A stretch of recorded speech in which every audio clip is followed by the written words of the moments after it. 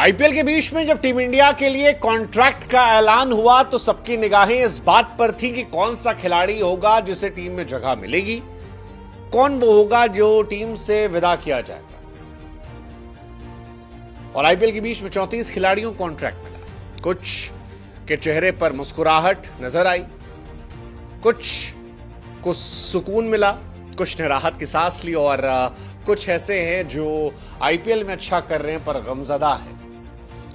लेकिन सबसे बड़ी कहानी हाइलाइट्स ऑफ इंडियन टीम में कॉन्ट्रैक्ट की श्रेयस अय्यर और ईशान किशन की वापसी रही, क्योंकि श्रेयस अय्यर और ईशान किशन वो दो खिलाड़ी जो टीम इंडिया के लिए खेल रहे थे लेकिन फिर एकाएक बाहर कर दिए गए। दोनों को बीसीसीआई के सेंट्रल कॉन्ट्रैक्ट से बाहर किया गया था।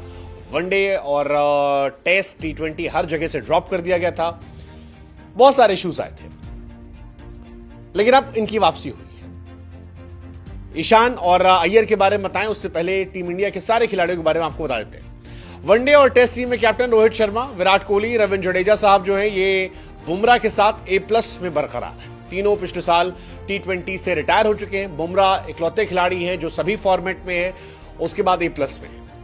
अब 5 खिलाड़ी ऐसे हैं जो बाहर किए गए हैं। शार्दुल ठाकुर और अश्विन उसमें बड़ा नाम है। 5 खिलाड़ी जिन्हें बाहर किया गया है वो है शार्दुल ठाकुर, रविचंद्रन अश्विन, जितेश शर्मा, KS भरत और आवेश खान।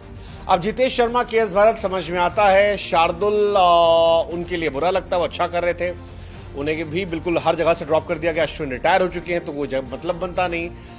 आवेश खान आईपीएल में अच्छा कर रहे बट उनके लिए जगह नहीं। अश्विन ने ऑस्ट्रेलिया के बाद रिटायरमेंट का ऐलान किया तो उनका बाहर होना समझ में आता है।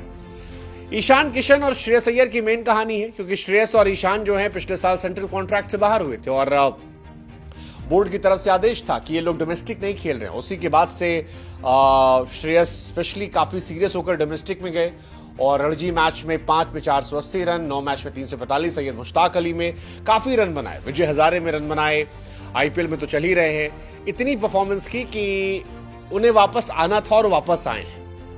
Shreyas Iyer is finally back contract में। हालांकि ग्रेड B में उन्हें मिला है, मुझे लगता है वो ग्रेड A डिजर्व करते थे, लेकिन शायद वनडे फॉर्मेट में केवल है इसलिए। लेकिन मुझे लगता है कि इस बार उनके फॉर्मेट्स बढ़ेंगे, उन्हें टेस्ट टीम में भी जगह मिलेगी, उन्हें T20 में भी शायद जगह मिल सकती, शायद, पता नहीं, T20 में डिपेंड करेगा वो कैसे खेल रहे हैं।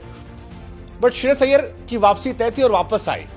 कमाल की स्टोरी है। बीसीसीआई ने ड्रॉप किया, चोटिल हुई, डोमेस्टिक गए, रन बनाए, रणजी जीता, सैयद मुश्ताक अली जीता, ईरानी ट्रॉफी जीता, विजय हजारे जीता, आईपीएल जीता, चैंपियंस ट्रॉफी जीता, चैंपियंस ट्रॉफी में सबसे ज्यादा रन बनाए, प्लेयर ऑफ द मैच का अवार्ड मिला। अब बीसीसीआई के सेंट्रल कॉन्ट्रैक्ट में है, पंजाब भी अच्छा कर रही है।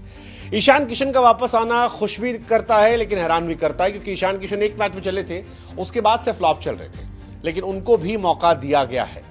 फिलहाल ग्रेड A+ में रोहित शर्मा है, कोहली है, बुमराह है, जडेजा है।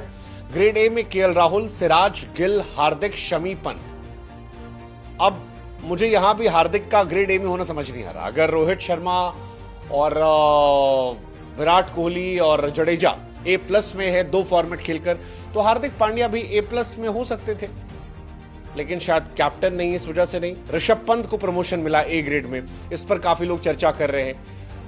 ये अपने आप एक इंटरेस्टिंग कहानी। B में सूर्य कुमार यादव इंडियन टीम में कैप्टन है, वो B वाले में है। श्रेयस अय्यर, अक्षर पटेल, यशस्वी जायसवाल, इनमें से क्या कोई ऐसा है जो ऊपर हो सकता था? मेरे ख्याल से अक्षर पटेल हो सकते थे। अक्षर पटेल तीनों फॉर्मेट खेल रहे हैं और A ग्रेड वो डिजर्व करते थे, क्योंकि तीनों फॉर्मेट में वो परमानेंट है। जडेजा एक फॉर्मेट से जा चुके हैं, अक्सर शायद प्रमोट होंगे और A में हो सकते थे।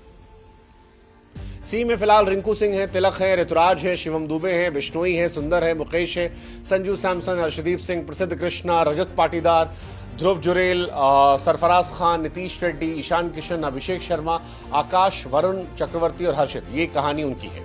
जो मोटे मोटे चेंजेस हुए हैं उसमें ये कहानी कि जुरेल और सरफराज, नीतीश, अभिषेक, आकाशदीप, चक्रवर्ती और हर्षित ये अंदर आए हैं। बाहर, जैसा हमने आपको पहले बताया, अश्विन बाहर गए हैं, शार्दुल बाहर गए हैं, जितेश बाहर गए हैं, भरत, उमरान मलिक, दयाल, विश्वक, आवेश, ये सब बाहर गए हैं। ये कहानी मोटी मोटी आई है।